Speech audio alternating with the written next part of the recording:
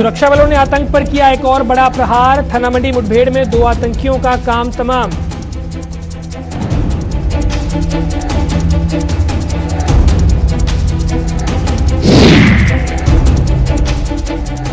LOC पर SOG ने चलाया बड़ा अभियान। मेंढर सेक्टर में 2 वायरलेस सेट और बैटरियां हुई बरामद।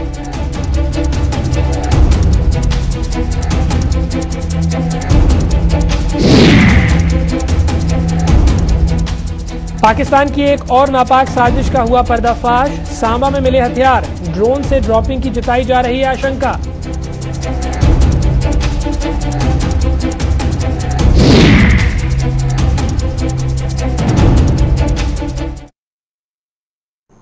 नमस्कार, गुलिस्तान न्यूज देख रहे हैं आप और मैं हूं आपके साथ हर्षवर्धन सिंह। तो आइए रुक करते हैं आज की खबरों का। जम्मू संभाग के राजौरी जिले में थाना मंडी इलाके में हुई मुठभेड़ में सुरक्षा बलों ने 2 आतंकियों को मार गिराया है। सैन्य सूत्रों के मुताबिक जम्मू कश्मीर पुलिस से सटीक खुफिया जानकारी के आधार पर गुरुवार रात थाना मंडी के वन क्षेत्र में एक संयुक्त अभियान शुरू किया गया था। आज सुबह आतंकियों के साथ संपर्क साधा गया, जिन्होंने सरेंडर करने के बजाय सुरक्षा बलों पर फायरिंग शुरू कर दी। वहीं सुरक्षा बलों ने भी जवाबी कार्रवाई की और 2 आतंकियों को मार गिराया। बताया जा रहा है कि आतंकियों का एक दल साउथ कश्मीर से राजौरी पहुंचा था। इस दल में 2 विदेशी आतंकियों के होने की भी आशंका जताई गई थी। पिछले 2 सप्ताह से खुफिया एजेंसियां इस दल पर इलेक्ट्रॉनिक सर्वेलेंस के जरिए नजर रख रही थी। आतंकियों के राजौरी पहुंचने का इनपुट मिलते ही सुरक्षा बलों की संयुक्त टीम ने ऑपरेशन शुरू कर दिया और घेरा सख्त होता देख आतंकी फायरिंग करने लगे, जिसका खामियाजा उन्हें भुगतना पड़ा। आपको बता दें कि घाटी में खात्मे की कगार पर पहुंच चुके आतंकी संगठन अब जम्मू संभाग में आतंकी गतिविधियां तेज करने में जुटे हुए हैं। पुलिस, सेना और खुफिया एजेंसियों का नेटवर्क और आपसी तालमेल आतंकियों के हर नापाक मंसूबे पर लगातार पानी फेर रहा है।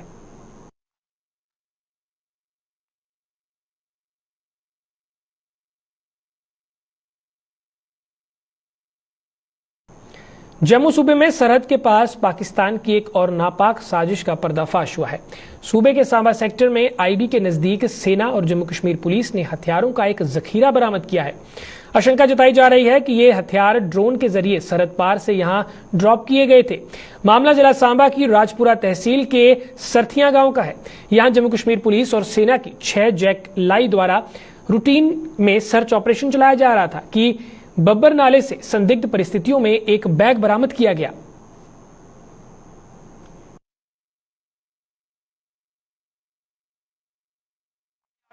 इस एरिया में कैसे आए, क्या ये ड्रोन ड्रॉपिंग है या कोई इसको उठा के कहीं और ले जा रहा था, कोई कुरियर था इसमें, ये सब विषय जो है वो इन्वेस्टिगेशन का है। जब तक वो क्लियर नहीं होता कुछ नहीं कहा जा सकता। Thank you. 2 ग्रेनेड हुए हैं, इसमें 5 मैगजीन्स हुई हैं और कुछ एमुनिशन हुआ है। साथ हम इसको डायरेक्टली एसोसिएट नहीं कर सकते जब तक हम एविडेंस वगैरह ना मिले। बहुत सेंसिटिव इलाका है, जहाँ पे पहले भी इंसिडेंट हुए हैं, उन सबको मद्देनजर रखते हुए और इंडिपेंडेंस डे की सेलिब्रेशन नजदीक आ रही है, इस हिसाब से भी पूरे एरिया को जो है वो हम सर्च पे रखा हुआ है। स्वतंत्रता दिवस की खुशियों में खलल डालने के लिए पाकिस्तान जी तोड़ कोशिशें कर रहा है, लेकिन जम्मू कश्मीर पुलिस और सुरक्षा बल उसके मंसूबों पर पानी फेर रहे हैं। सांबा में जहां आज आईबी के नजदीक हथियार बरामद किए गए, तो वहीं जिला पुंछ में भी एलओसी के नजदीक कुछ सामान बरामद किया गया, जिसे पुलिस ने जब्त कर लिया। यह मामला मेंढर तहसील के सीमावर्ती बलनोई इलाके का है, जहां एसओजी ने एक सूचना के आधार पर सर्च ऑपरेशन चलाया और वहां एक शीप फार्म से 2 वायरलेस सेट, बैटरियां और कुछ टॉर्च बरामद किए। यह सामान जब्त कर लिया गया और इस इलाके में कई हथियार छिपाए जाने की आशंका के चलते वहां सर्च ऑपरेशन भी शुरू कर दिया गया। पुलिस ने इस मामले में एफआईआर दर्ज कर अपनी जांच शुरू कर दी है और यह पता लगाया जा रहा है कि आखिर ये सामान शीप फार्म तक कैसे पहुंचा।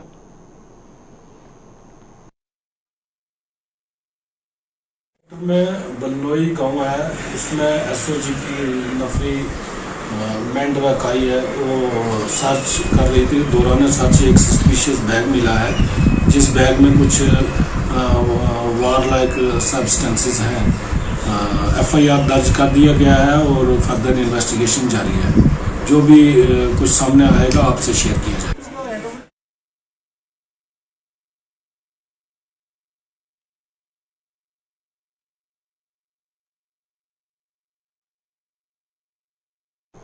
कठुआ का शहीदी चौक आज पाकिस्तान मुर्दाबाद के नारों से गूंज उठा। पाकिस्तान में हिंदुओं के मंदिरों में हाल ही में की गई तोड़फोड़ के विरोध में आज स्थानीय लोग सड़कों पर उतर आए और उन्होंने इस आतंकी मुल्क और इसके प्रधानमंत्री इमरान खान की जमकर फजीहत की। इन लोगों ने भारत सरकार से अपील की कि पाकिस्तान पर ऐसा दबाव बनाया जाए कि जिन लोगों ने ये हिमाकत की है उन्हें फांसी पर लटकाया जाए। उन्होंने संयुक्त राष्ट्र से भी इस मामले का कड़ा नोटिस लेते हुए पाकिस्तान को फटकार लगाने की मांग की। पाकिस्तान को तोड़ा गया जब वो निंदनीय काम है, गलत काम है। ऐसा भविष्य में कभी नहीं होना चाहिए। पाकिस्तान के प्रधानमंत्री को शर्म आनी चाहिए, उनको संज्ञान लेना चाहिए। और भारत सरकार से हमारे माननीय प्रधानमंत्री मोदी जी से अपील करते हैं कि वो पाकिस्तान पे ऐसा दबाव बनाए कि पाकिस्तान को मजबूर कर दे कि जिन लोगों ने ये गलत काम किया है उनको फांसी दी जाए, उनको जेल के पीछे डाला जाए, कि भविष्य में ऐसी कोई घटना ना हो सके। किसी भी धर्म, किसी भी जाति के साथ ऐसा बदमजाक नहीं किया जाना चाहिए। हम लोग हिंदुस्तान में जितने भी लोग हैं, जितने मजहब के लोग हैं, सब मिलजुल के रहते हैं, एक दूसरे के फंक्शन में सहयोग करते हैं। लेकिन पाकिस्तान में जो कायराना हरकत की है, इसका पाकिस्तान को कड़ा संज्ञान लेना चाहिए। यूएनओ हो, ह्यूमन राइट्स हो, हर काम में वो दखल देते हैं। इस मसले में भी उनको पाकिस्तान को फटकार लगानी चाहिए, दखल अंदाजी करनी चाहिए।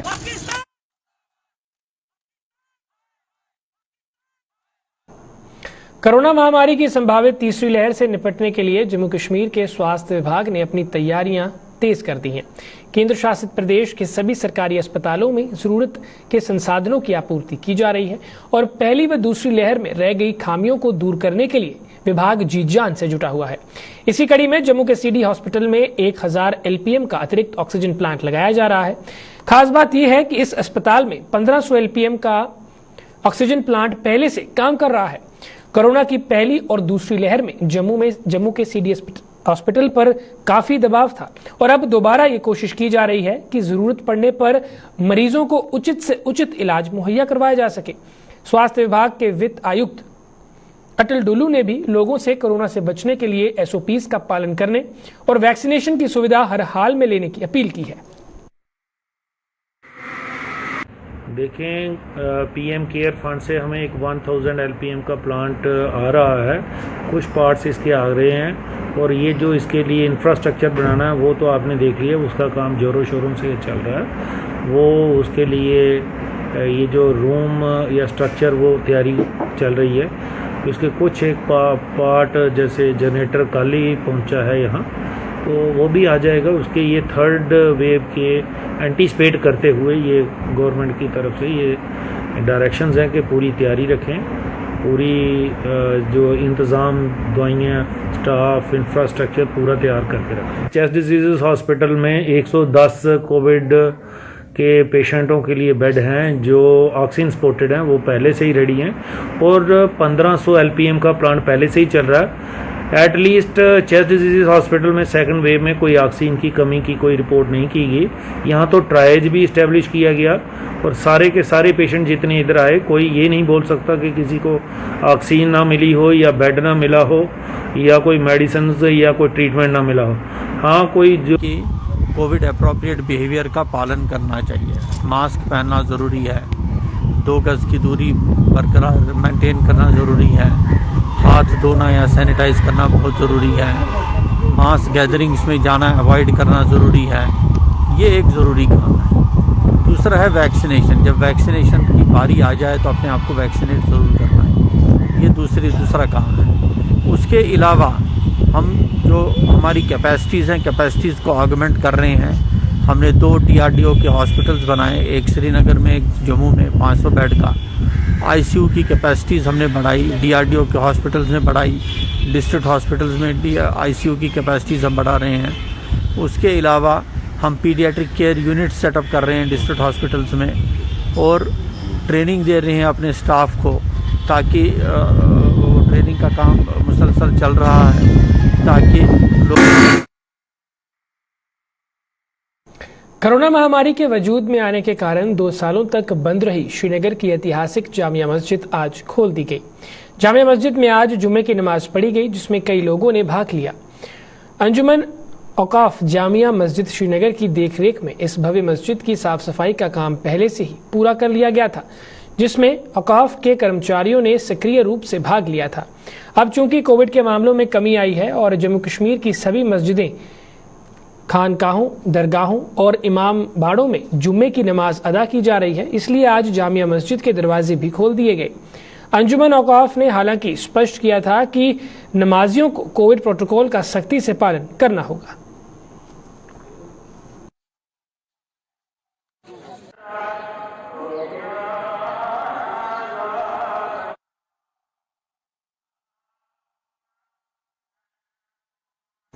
देश के स्वतंत्रता दिवस पर अखिल भारतीय विद्यार्थी परिषद की जम्मू कश्मीर इकाई इस केंद्र शासित प्रदेश के 3,305 गांवों में तिरंगा फहराने जा रही है।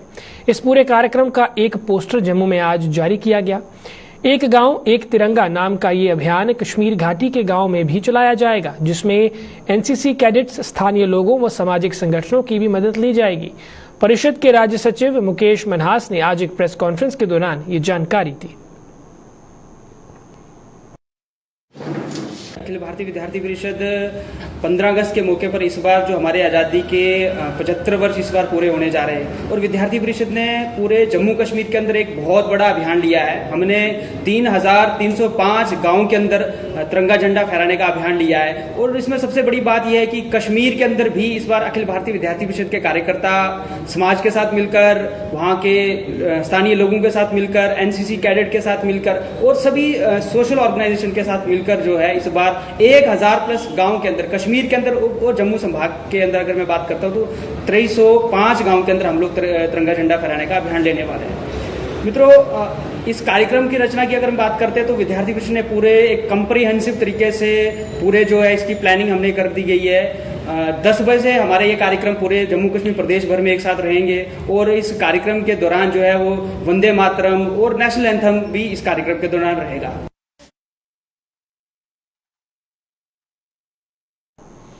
जम्मू कश्मीर में फर्जी आर्म्स लाइसेंस का मामला सामने आने के बाद मौजूदा समय में भले ही ऐसे लाइसेंस बनाने पर रोक लगी हुई है, लेकिन इस तस्वीर का एक दूसरा पहलू भी है। प्रशासन के इस फैसले का खामियाजा उन लोगों को भी भुगतना पड़ रहा है जो पूरी औपचारिकताएं पूरी कर अपना आर्म्स लाइसेंस बनवा चुके हैं। ऐसे लोगों का कहना है कि पिछले कुछ सालों से उन्हें संबंधित दफ्तर के चक्कर पर चक्कर लगवाए जा रहे हैं, लेकिन उनके आर्म्स लाइसेंस रिन्यू नहीं किए जा रहे। मेरे ख्याल से स्टेज ही हुई है, मतलब इतना हरासमेंट कर रहे हैं कि हमारा लाइसेंस जो है 2017 के बाद रिन्यूअल नहीं हो रहा है। तो हम कंसर्न डिपार्टमेंट से या एलजी साहब से प्रार्थना करते हैं कि कम से कम इस डिपार्टमेंट की तरफ गौर ध्यान दें कि आम जनता जो है इसके मतलब जो है कितना सफर कर रही है। मैं तो ये पूछता हूं कि हमारा क्या कसूर है? जो फेक लाइसेंस बने हैं उनको आप कैंसिल कीजिए, जिनके जो है प्रॉपर जो है सिस्टम के तहत बने हुए हैं उनको तो रिन्यूअल कीजिए। और बार बार हम चक्कर लगाते रहते हैं तो हमें बोलते हैं कि आपकी एनओसी मंगवाएंगे। एक साल के लगभग हो गया। इन्होंने हमें जम्मू कश्मीर और लद्दाख में आज एक नया सियासी दल वजूद में आया है। आज रिपब्लिकन पार्टी ऑफ इंडिया नाम के सियासी दल का गठन किया गया है, जिसकी कमान तनवीर हुसैन को सौंपी गई है। Tanveer Hussain Republican Party of India की जम्मू कश्मीर और लद्दाख इकाई के प्रधान मनोनीत किए गए हैं, जिन्होंने समाज के हर वर्ग की आवाज उठाने का प्रण लिया है। उन्होंने कहा कि समाज के हर वर्ग को इंसाफ दिलाने की वह हर संभव कोशिश करेंगे और अगर जरूरत पड़ी तो सुप्रीम कोर्ट का दरवाजा भी खटखटाया जाएगा।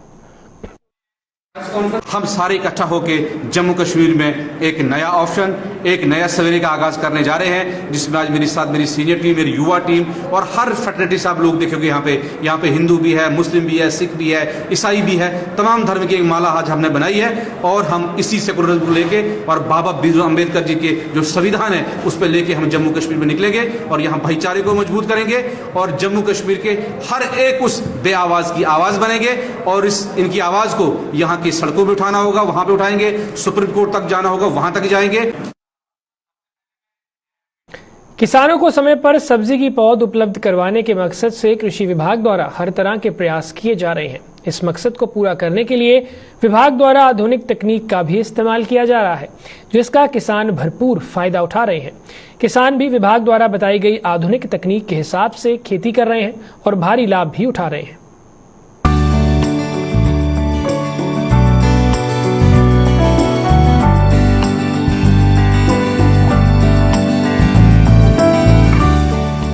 तस्वीरें हैं कृषि विभाग सहयोग से जम्मू के बबलियाना में बनाए गए पॉली ग्रीन हाउस की। इस पॉली ग्रीन हाउस से जहां किसानों को समय पर सब्जियों की पौध और बीज उपलब्ध हो रही है, वहीं इस पॉली हाउस को बनाने वाले किसानों को भी भारी फायदा हो रहा है। ये सर एक बहुत बढ़िया और प्यारा सा काम है, जिसमें सिर्फ मैं समझता हूँ कि इसमें सिर्फ बेनिफिट ही बेनिफिट है, इसमें नुकसान वाली कोई बात है ही नहीं है। 1 साल के करीब हमें हो गया कम से कम लगाए हुए इसको, तो मेरे हिसाब से ये 4000 स्क्वायर मीटर में हमने लगाया था। ਅਸੀਂ ਇੱਥੇ ਹਰ ਤਰ੍ਹਾਂ ਦੀ ਸਬਜ਼ੀ ਲਾਈ ਦੀ, ਬੈਂਗਣ ਲਾਏ ਦੇ ਨੇ, ਟਮਾਟਰ ਲਾਏ ਦੇ ਨੇ, ਮਰਚਾਂ ਲਾਏ ਦੇ ਨੇ, ਔਰ ਕਿਸਾਨ ਆਣ ਕੇ ਇੱਥੋਂ ਸਾਡੇ ਕੋਲ ਪਨੀਰੀਆਂ ਵੀ ਲਾਈ ਜਾਂਦੇ ਨੇ, ਔਰ ਪਾਣੀ ਦੀ ਇੰਨੀ ਬਚਤ ਹੈ ਕਿ ਜਿੰਨੀ ਪੁੱਛ ਕੁਛ ਨਹੀਂ है। इस पॉली ग्रीन हाउस के वजूद में आने के बाद किसानों को सीजन शुरू होने से पहले सब्जियों की पौध उपलब्ध हो जाती है और किसान इसे लगाकर सीजन शुरू होने से पहले ही अपनी पैदावार को बाजार में उतारकर अच्छी कमाई करते हैं।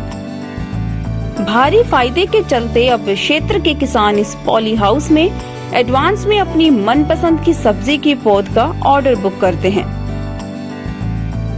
सीड्स हम खुद ही मंगवाते हैं, हाइब्रिड के खुद ही लगवाते हैं, तो इससे हमें ये बेनिफिट है कि जो इस साइड में जो लोकल फार्मर्स हैं वो हमसे हर साल सीड्स लेके जाते हैं, तो उनकी भी अच्छी पैदावार हो रही है, अच्छी उनकी प्रोडक्शन निकल रही है, तो हर बार वो एडवांस में हमारे पास ही अपने सीड्स वगैरह सब बुक करवा के चले जाते हैं।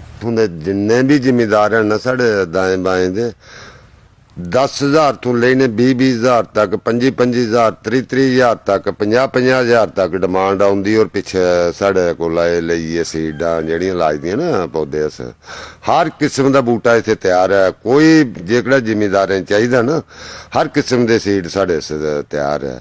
ਔਰ ਬੰਦੇ ਕਾਫੀ ਬੰਦੇ ਜਿਹੜੇ ਕਿ ਉਹ ਡਿਮਾਂਡਾਂ ਦੇ ਸਾਡੇ ਕੋਲ ਕਹਿੰਦੇ ਜੀ ਅਸੀਂ ਵੀ ਇਹ ਤਿਆਰ ਕਰ ਦਿਓ। इसके अलावा इस पॉली ग्रीन हाउस से सेना और सीमा सुरक्षा बल के अधिकारी और कर्मचारी भी बड़ी मात्रा में पौध खरीदते हैं और ये लोग भी अपनी मनपसंद की सब्जी की पौध तैयार करने का ऑर्डर देते हैं। लोकल ये फौज है साढ़े कोल, फौज की बहुत डिमांड आ गई। वो जनरल कर्नल सब आंदे साढ़े कोल, सब सब्जियां इत्थों जिन्नियां ते नंदे वो काफ़ी डिमांड दिंदे सानू के होर तैयार करो। साड़ी पिछली एक फसल खत्म हुई सब्जी दी, दूई साड़ी ये लगे हैं बैंगन लगे हैं, करेले लगे हैं, सारी सब्जी लगी है जी जी जिस जिस मौसम में लगे ना लिया सब्जियां ना हर वैरायटी साढ़े कोल तैयार है और हर वैरायटी असीं लांदे हैं।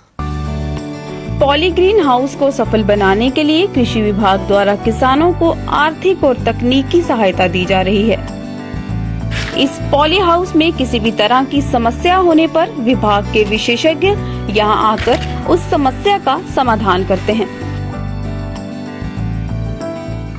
काफ़ी उनका सहयोग भी मिला अच्छी तरह से। जब भी कोई प्रॉब्लम आए इसमें कुछ भी, तो मैक्सिमम कोई 2-4 घंटे में हमारी प्रॉब्लम वो हल कर देते हैं। डिपार्टमेंट तो भी बड़ा फायदा पुजदा से जिस वेले कोई प्रॉब्लम इस किस्म की आंदी अस उस वेले रिपोर्ट करते हैं कि हाँ जी साढ़े इस फल फ्रूट की देखो जेड़ी भी सब्जी लाई दी तो उहदा काफी बेनिफिट है।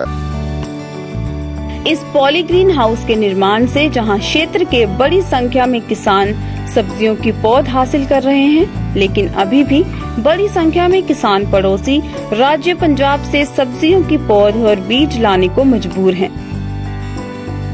अगर कृषि विभाग जम्मू के विभिन्न क्षेत्रों में इस तरह के पॉली हाउस का निर्माण करने में किसानों की मदद करता है, तो किसानों को सब्जी के बीज और पौध के लिए पड़ोसी राज्यों पर निर्भर नहीं रहना पड़ेगा।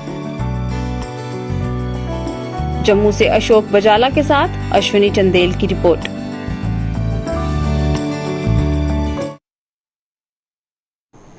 जिला पुंछ के सुरनकोट इलाके के सांगला, फजलाबाद, मोहराबाची और बुफलियाज सहित अन्य इलाकों में बीती रात आई भारी बारिश और तूफान से फसलों को भारी नुकसान पहुंचा है। पीड़ित किसानों ने स्थानीय प्रशासन से बारिश और तूफान से हुए नुकसान का जल्द जायजा लेने और नुकसान की भरपाई करने की मांग की है। कहूंगा कि आज रात को जो तूफानी बारिश और आंधी हुई है जिससे काफी नुकसान जो है लोगों को हुआ है। बिलखुसूस मैं ये कहूंगा कि तहसील सुरनकोट के अंदर बफलियाज से लेकर फजलाबाद, मोड़ा पचाई, सांगला, पमरोट, मोड़ा पचाई, लसाना, समोट, सुरनकोट, जितने भी हमारे 13 गांव हैं, 3 गांव जो हमारे रजिस्टर्ड हैं और 75 जो हमारी पंचायत से, इसके अंदर तूफानी नुकसान जो है वो लोगों का जमीनी नुकसान हुआ है। इसके लिए मैं जनाब गवर्नर साहब से ये अपील करता हूं कि जितने भी हमारे जिम्मेदार लोग थे, इन्होंने जो लोन लेके अपनी फसल को खड़ा करने की कोशिश की थी और ये चाहते थे कि हम लोन लेके अपनी फसल उगा के जब फसल हो जाएगी तो हम जो है वो अपना लोन जो है वो अदा करेंगे, लेकिन ऐसा शायद अल्लाह तबारक व तआला को मंजूर नहीं था। आज की डेट में जितना नुकसान था, मैं तो ये कहूंगा कि 100% मक्की जो है वो खत्म हो चुकी है। मैं जिला इंतजामिया से ये गुजारिश करता हूँ, बिलखुसूस डिप्टी कमिश्नर पुंछ से, कि सुरनकोट के अंदर एक टीम मुकर्रर की जाए, तमाम इलाका जात के दौरा किया जाए और जहां जहां नुकसान हुआ है उस नुकसान को दर्ज किया जाए और एक जो है रिटर्न जो है वो गवर्नर साहब को भेजा जाए ताकि लोगों को जो है उसकी नुकसान की जो है वो भरपाई हो सके। ये 2 दिन पहले भी जो बारिश थी काफी उसने नुकसान किया था हमारे फजलाबाद में, उसमें धनगढ़ा में, गोथल और एंटाइनिंग एरियाज में क्रॉप्स का काफी डैमेज हुआ था। सिमिलरली आज रात भी जो रिपोर्ट्स आई है हमारे हाड़ी, मरोट और बफलियाज एरिया में काफी जो क्रॉप्स का नुकसान हुआ है। तो अभी डी साहब की भी जस्ट इंस्ट्रक्शन हमें आई है कि इसके लिए आप जॉइंट टीम की तश्कील लें। तो मैं अभी ऑर्डर करने वाला हूँ, विद इन आवर 1 घंटे तक करने वाला हूँ कि हम जो PWD के डिपार्टमेंट एग्रीकल्चर और मेरे जो फील्ड स्टाफ है, पटवारी से हैं, ये मौका मुलाजा करेंगे और जो जिस कदर भी क्रॉप्स को डैमेज हुआ है वो असर्टन करेंगे और उसकी रिपोर्ट जो डी साहब को भी सबमिट करेंगे, एडिशनल डिस्ट्रिक्ट डेवलपमेंट कमिश्नर को भी सबमिट करेंगे। और देखिए हमारा जो काम है वो ये है कि फील्ड विजिट करके हम असर्टन करें कितना लॉस हुआ। अब उसके लिए गवर्नमेंट के रूल से नॉर्म से उसमें अगर वो कवर करेंगे तो रिलीफ मिलेगी, उसके लिए डॉक्यूमेंट। जम्मू के नरवाल में ISBT के बनने के बाद जम्मू के पुराने बस स्टैंड के दुकानदार बुरी तरह से प्रभावित हुए हैं। इन दुकानदारों के मुताबिक बस स्टैंड के शिफ्ट होने से उनकी दुकानदारी बंद होने की कगार पर है, लेकिन बार बार गुहार लगाने के बाद भी उनकी कहीं भी सुनवाई नहीं हो पा रही है। मंदी से जूझ रहे इन दुकानदारों ने आज प्रेस कॉन्फ्रेंस कर एक बार फिर सरकार से पुराने बस स्टैंड से कुछ रूट की गाड़ियां चलाने की गुहार लगाई है। इन दुकानदारों ने चेतावनी दी है कि अगर जल्द उनकी समस्या का समाधान नहीं किया गया तो वो सड़कों पर उतरने को मजबूर हो जाएंगे। क्योंकि हमारे परिवार बहुत हमसे परेशान हो गए हैं, क्योंकि घर वाले जब शाम को हम जाते हैं तो वो पूछते हैं पैसे कहाँ हैं, पैसे लाए हैं, क्योंकि बिना पैसे से घर बार नहीं चलता है।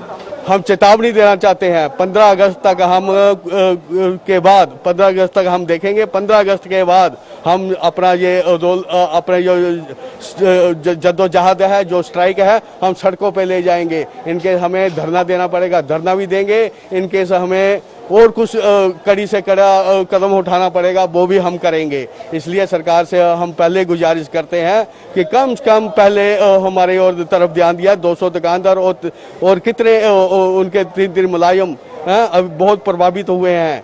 तो आप 53 दुकानदारों के लिए आपने 200 दुकानदारों की बलि देना चाहते हो क्या? है जब कोई जहर खा लेगा, कोई सुसाइड कर लेगा, उसके बाद आप सुनवाई करोगे?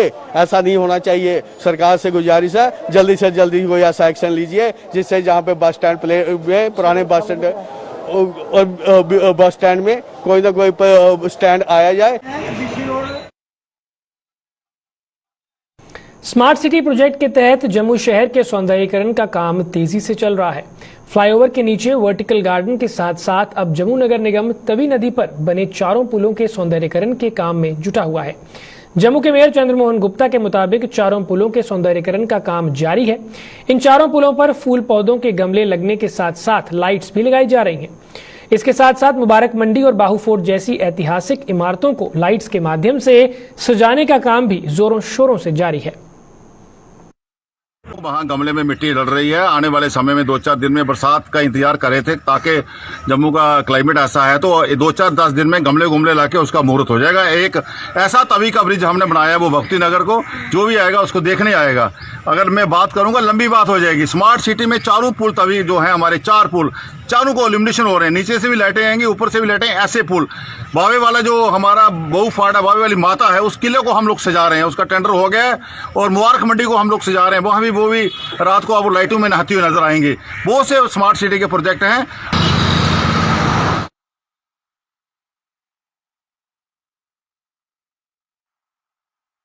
फिलहाल के लिए इतना ही, मुझे दीजिए इजाजत, नमस्कार।